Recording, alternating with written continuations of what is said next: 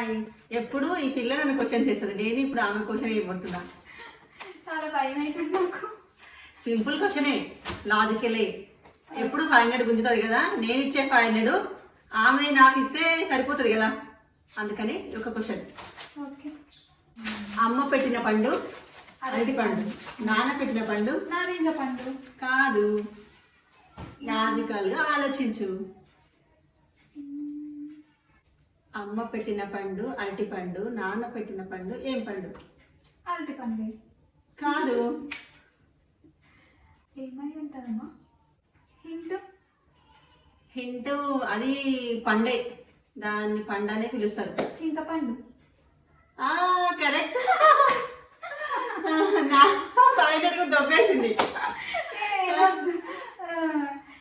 ఎట్లా ఎట్లా అది కూడా రీజన్ చెప్పాలి. రీజన్ చెప్పాలని చెప్పలేదు నాకు. అది కూడా అది చింతపండు అంటే రీజన్ చెప్పాలి. ఎట్లా? నేను ఏదో గెస్ట్ చేసిన రీజన్ నేను రీజన్ చెప్తా, అందుకే ఇప్పుడు 500 ఇవ్వట్లేదు. లేదు, ఇవ్వాలి. నువ్వు రీజన్ చెప్పాలని చెప్పలేదు. అది రీజన్ చెప్తే ఇప్పుడు అమ్మ పెట్టిన పండు అరటి పండు ఆలోచిస్తాం.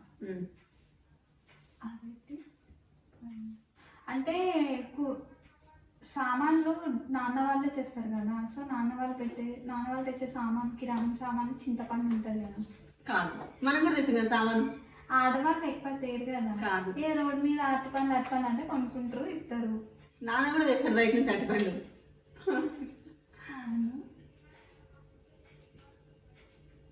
ఓడిపోయినా.